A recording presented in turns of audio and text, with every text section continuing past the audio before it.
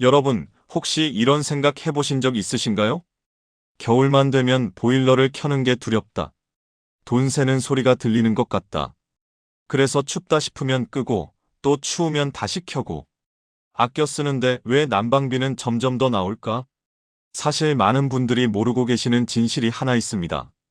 보일러를 껐다 켰다 하는 습관, 그게 바로 난방비 폭탄의 주범입니다. 보일러는 켜는 순간 다시 온도를 올릴 때 가스를 가장 많이 먹거든요. 제 이름은 김민철입니다. 20년 동안 전국을 다니며 보일러를 설치하고 관리해온 보일러 전문 기사죠. 린나이, 경동, 귀뚜라미. 이름만 들어도 아시죠? 그 회사 제품들을 수도 없이 만져보고 직접 문제를 해결해 왔습니다. 오늘 여러분께 말씀드릴 내용은 단순히 온도 낮추는 법이 아닙니다. 보일러를 하루 종일 틀어도 요금이 절반 이하로 떨어지는 구체적인 방법이에요. 실제로 제가 도와드린 한 가정은 매달 12만 5천 원 나오던 난방비가 5만 3천 원으로 떨어졌습니다. 같은 보일러, 같은 생활 패턴인데 말이죠. 비결은 단 하나였습니다. 예약 모드로 3시간 간격, 20분 자동 가동. 딱 이것뿐이었어요. 난방비 걱정 없는 따뜻한 겨울, 여러분도 충분히 가능합니다. 지금부터 함께 시작해 볼까요? 많은 분들이 난방비를 아끼기 위해 나름의 방법을 쓰시죠. 그런데 제가 현장에서 보면 그중 상당수가 오히려 요금을 더 올리고 있습니다. 보일러는 단순히 켜고 끄는 기계가 아니거든요. 집의 구조와 단열 상태, 생활 패턴에 따라 작동 방식이 완전히 달라집니다. 지금부터 말씀드릴 3가지 습관 중 하나라도 하고 계시다면 난방비 폭탄의 원인을 이미 집안에 두고 계신 겁니다. 먼저 첫 번째, 보일러 모드를 잘못 사용하는 경우입니다. 린나이든 경동이든 대부분의 보일러에는 실내 온도 모드와 온돌 모드가 있습니다. 이걸 구분하지 못하면 아무리 절약하려고 해도 효과가 없어요. 예를 들어 볼까요? 외풍이 심하고 단열이 약한 오래된 집이라면 공기를 아무리 데워도 금세 식어버립니다.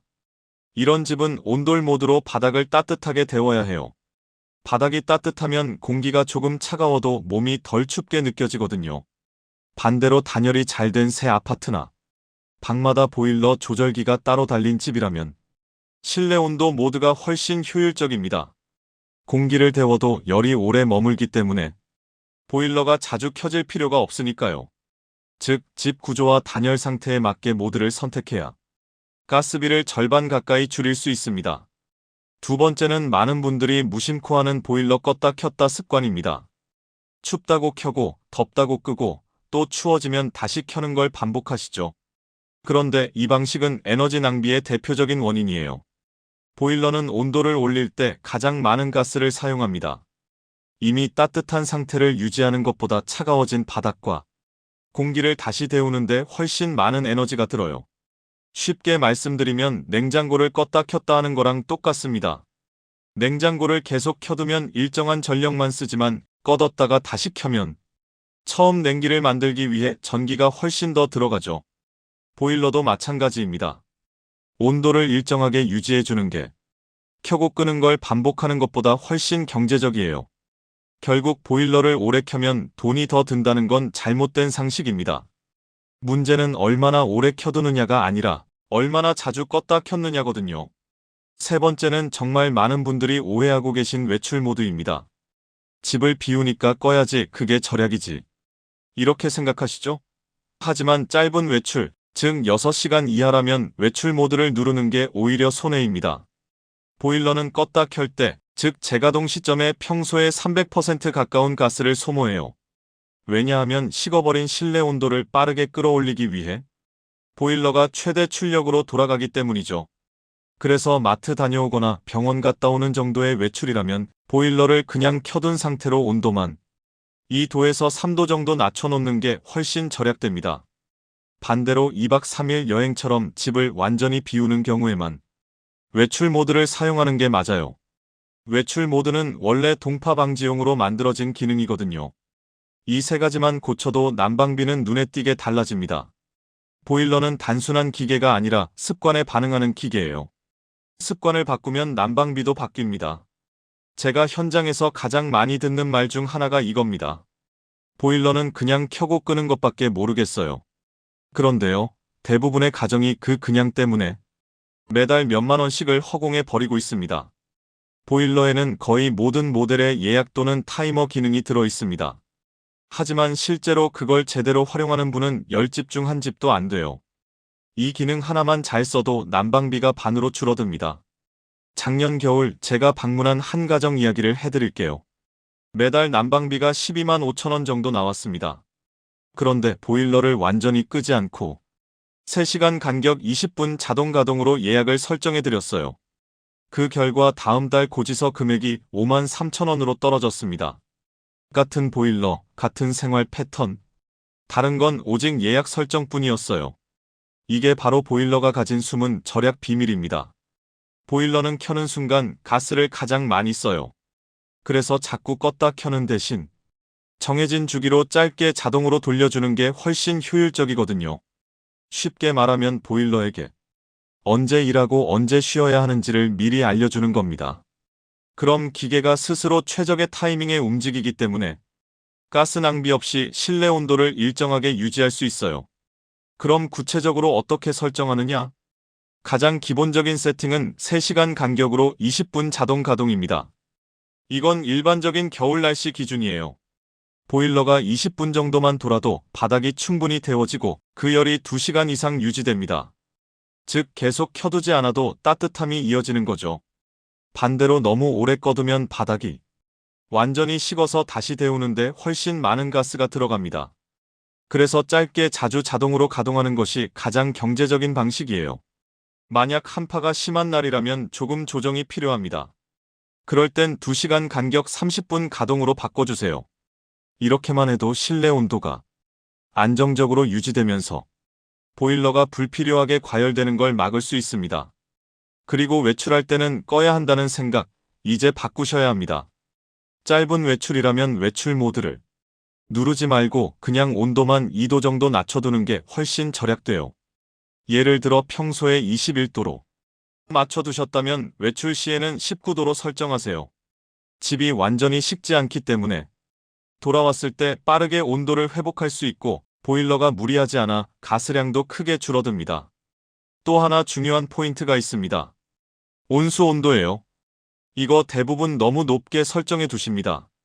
대부분의 가정이 60도에서 70도에 맞춰두는데 이건 말 그대로 가스 낭비예요. 실제로 생활에 필요한 온수는 38도면 충분합니다. 설거지, 샤워, 세안 등을 70도로 설정하면 순간적으로 너무 뜨거워져서 찬물 섞느라 물 낭비, 가스 낭비가 동시에 발생하거든요. 온수를 38도로 낮추면 에너지 소비가 20% 가까이 줄어요. 그리고 실내 온도도 마찬가지입니다. 단 1도만 낮춰도 난방비가 약 7% 절감됩니다. 에너지공단 공식 실험 결과예요. 월 15만 원이 나온다면 1도만 낮춰도 만 원 정도 절약된다는 계산이죠. 그러니까 춥다 싶으면 보일러 온도를 올리는 대신 양말 한 켤레 더 신거나 내복을 입는 게 훨씬 현명한 방법입니다. 아무리 좋은 보일러라도 제대로 관리하지 않으면 금세 효율이 떨어집니다. 겉으로는 멀쩡해 보여도 내부에서는 찌꺼기가 쌓이고 배관 안에는 공기가 차서 열이 제대로 순환되지 않아요. 결국 보일러는 더 많은 가스를 써서 같은 온도를 만들고 우리는 그만큼 더 많은 요금을 내게 되는 거죠. 첫 번째는 청소입니다. 이건 정말 기본 중의 기본이에요. 보일러 내부에는 미세한 먼지, 가스 불순물, 물때, 스케일 등이 계속 쌓입니다. 이게 쌓이면 열교환기의 표면이 막혀서 같은 온도를 만들기 위해 훨씬 더 많은 연료를 태워야 해요. 그 결과 효율은 20% 가까이 떨어지고 난방비는 그만큼 올라갑니다. 실제로 어떤 집은 1년에 한 번 청소만 꾸준히 해도 난방비가 월 6만 원 가까이 줄어든 사례도 있어요. 그래서 저는 꼭 말씀드립니다. 보일러는 설치하고 그냥 쓰는 게 아니라 매년 한 번은 청소해야 하는 설비입니다. 두 번째는 공기 빼기, 흔히 에어 제거라고 하죠. 보일러나 난방 배관에 공기가 차면 뜨거운 물이 제대로 순환하지 못합니다. 그래서 보일러는 계속 돌아가는데 방은 잘 안 데워지고 결국 더 오래 가동돼서 가스를 더 많이 쓰게 돼요. 방법은 어렵지 않습니다. 보일러 하단에 작은 밸브가 있어요. 그 밸브를 살짝만 열어서 쉬익 소리가 나게 공기를 빼주면 됩니다. 물이 조금 새어나오기 시작할 때 즉시 잠그면 끝이에요. 세 번째는 압력 유지입니다. 보일러 앞쪽 하단에 작은 압력 게이지가 달려있죠. 여기 눈금이 1.5에서 2.0바 사이를 유지하는 게 이상적입니다. 그런데 이게 1.0 이하로 떨어지면 난방수 순환이 원활하지 않아서 열이 제대로 전달되지 않아요. 이럴 때는 반드시 물을 보충해줘야 합니다. 보일러 밑부분을 보면 작은 파란색이나 검은색 손잡이가 있을 거예요. 그걸 천천히 돌리면 쉬익 소리와 함께 물이 들어갑니다. 압력이 1.5 이상 올라가면 손잡이를 닫으면 돼요. 네 번째는 필터 청소입니다. 보일러가 오래되면 내부에 있는 필터나 배관 연결 부위에 먼지, 녹 미세한 이물질이 쌓입니다. 이게 난방수의 흐름을 막아서 열이 고르게 퍼지지 않아요.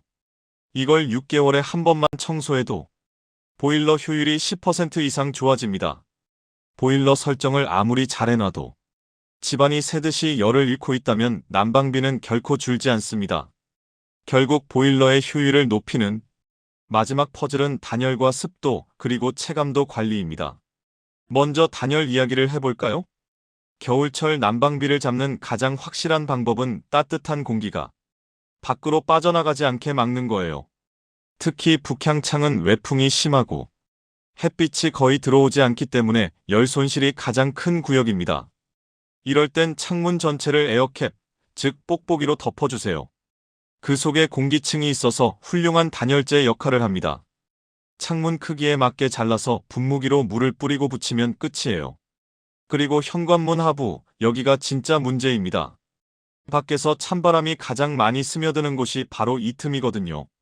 한 번쯤 밤에 불을 끄고 현관문 아래를 보면 문틈 사이로 바깥 불빛이 희미하게 들어오는 걸 보신 적 있을 겁니다. 그 작은 틈으로 바람이 들어오면 실내 온도가 2도에서 3도까지 떨어질 수 있어요. 문풍지를 붙이거나 현관문 아래에 끼우는 바람막이를 설치하면 효과가 확실합니다. 이제 습도 이야기로 넘어가 볼까요? 겨울철엔 공기가 너무 건조해져서 같은 온도라도 훨씬 더 춥게 느껴집니다.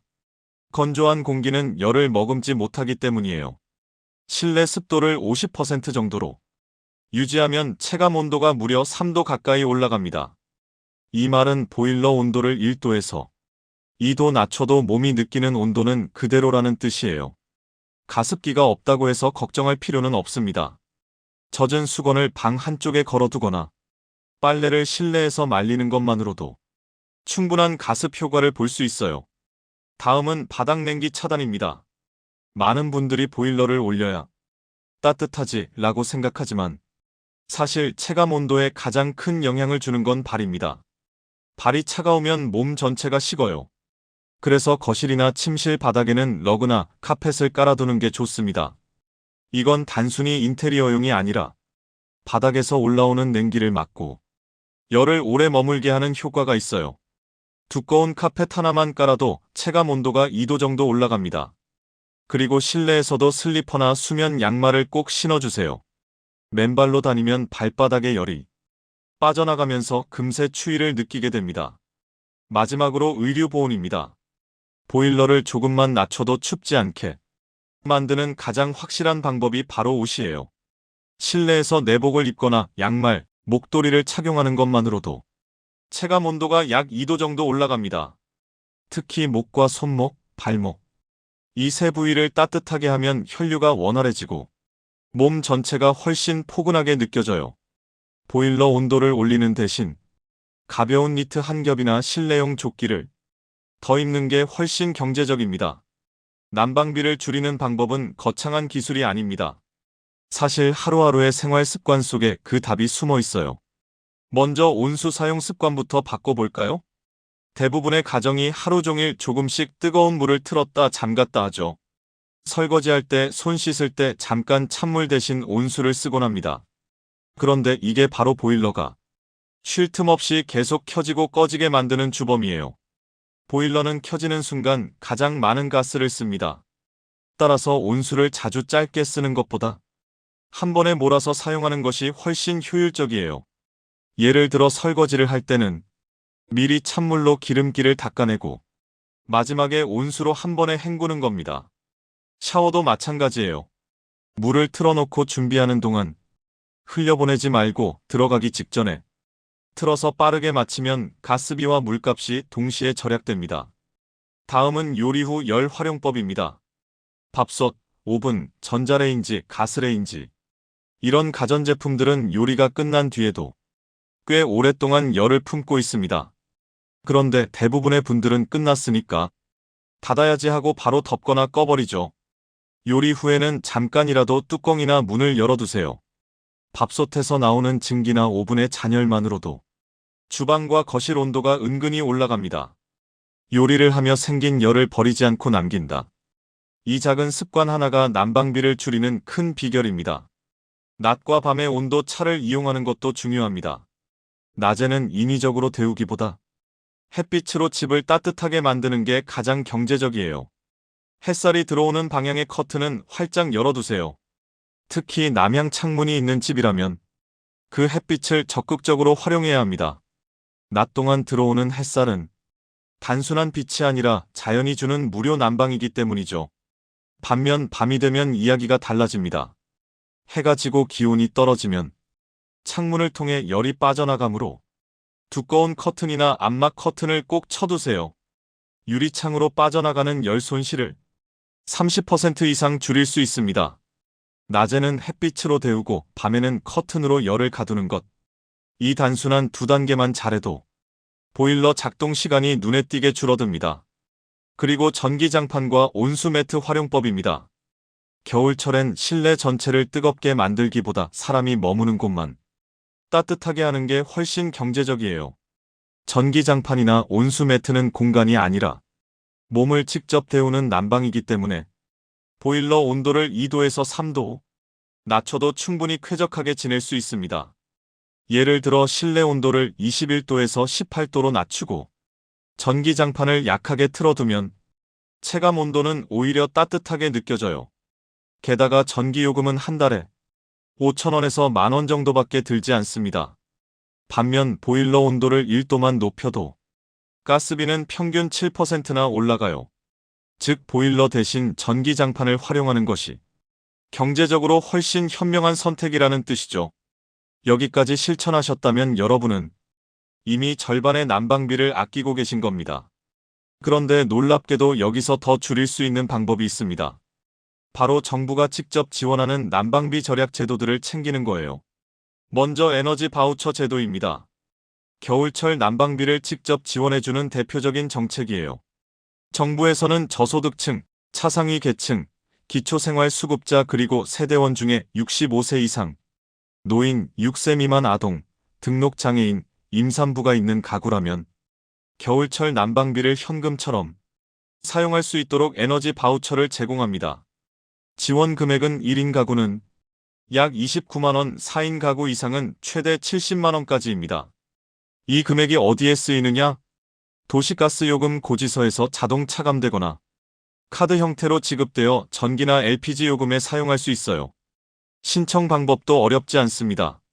신분증과 주민등록등본만 챙겨서 가까운 주민센터에 방문하시면 됩니다. 3분이면 신청 끝이고 승인되면 바로 다음 달부터 적용돼요. 두 번째는 도시가스 캐시백 제도입니다. 이건 모든 가정이 신청할 수 있는 절약 인센티브 제도예요. 소득 제한이 없기 때문에 누구나 참여 가능합니다. 원리는 간단해요.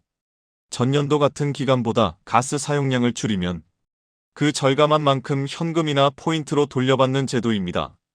예를 들어 작년 1월에 10만원어치 가스를 썼는데 올해 1월에 8만원어치만 사용했다면 줄인 양의 일정 비율을 현금으로 환급받는 거죠.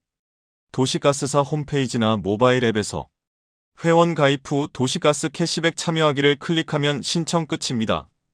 별도의 서류도 필요 없고 자동으로 사용량이 비교되어 절약하면 자동 정산돼요. 세 번째는 노후 보일러 교체 지원 사업입니다.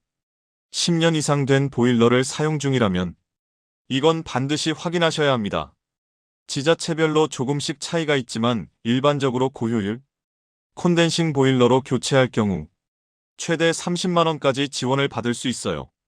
특히 낡은 보일러는 열효율이 70%대에 불과하지만 신형 고효율 제품은 90% 이상까지 올라갑니다. 즉 같은 가스를 써도 더 많은 열을 내기 때문에 교체 후 한 달 난방비가 20에서 30%는 자연스럽게 줄어요. 이제 여러분도 아셨을 겁니다. 난방비를 줄이는 건 절대 어려운 일이 아닙니다. 복잡한 기술도 값비싼 장비도 필요 없어요. 매일 보일러의 습관을 바꾸고 집안의 공기와 온도를 조금만 다르게 관리하면 그 순간부터 절약은 바로 시작됩니다. 한 줄로 정리하자면 이겁니다. 외출 모드 대신 예약 모드, 온도는 1도만 낮추기, 단열, 습도, 체온 관리, 그리고 정부 지원금까지 챙기기. 4가지만 실천해도 이번 겨울 여러분의 난방비는 절반 가까이 줄어들 겁니다. 지금까지 수많은 가정을 다니며 직접 확인한 사실이 있습니다. 보일러를 새로 바꿔서 절약한 집보다 습관을 바꿔서 절약한 집이 훨씬 많다는 거예요. 결국 난방비는 기계의 문제가 아니라 생활의 문제입니다. 오늘 들으신 내용 중 단 한 가지라도 당장 실천해 보세요. 내일 아침 고지서를 받을 때 여러분은 그 차이를 분명히 느끼게 될 겁니다. 저는 현장에서 20년 넘게 수많은 보일러를 다뤄왔습니다. 그런데 진짜 중요한 건 장비가 아니라 그걸 쓰는 사람의 태도였습니다. 에너지 절약은 거창한 목표가 아니라 작은 실천의 반복에서 시작되거든요. 외출할 땐 예약 모드로, 밤에는 커튼을 닫고 젖은 수건 하나로 습도를 지키는 것. 그 작은 행동들이 모여 여러분의 집을 따뜻하게 만들고 나라 전체의 에너지까지 절약하게 됩니다. 오늘부터 바로 지금부터 따뜻함은 그대로 난방비는 반으로 만들어 보세요. 여러분의 실천이 누군가의 겨울을 지킬 수 있습니다. 오늘 이야기가 도움이 되셨다면 잊지 말고 좋아요 버튼 한번 눌러주세요. 여러분의 작은 손길 하나가 더 많은 분들께 이 정보를 전할 수 있는 힘이 됩니다. 그리고 구독 버튼도 함께 눌러주시면 앞으로도 생활에 꼭 필요한 실용적인 정보들을 계속해서 전해드릴 수 있습니다. 여러분 한 분 한 분의 응원이 제게는 큰 힘이 되고 더 나은 내용을 준비하는 원동력이 됩니다. 댓글로 여러분의 절약 경험이나 궁금한 점도 남겨주세요. 제가 직접 답변 드리겠습니다. 다음에도 여러분의 생활에 실질적으로 도움이 되는 이야기로 찾아뵙겠습니다. 끝까지 들어주셔서 진심으로 감사합니다. 추운 겨울 따뜻하게 보내세요.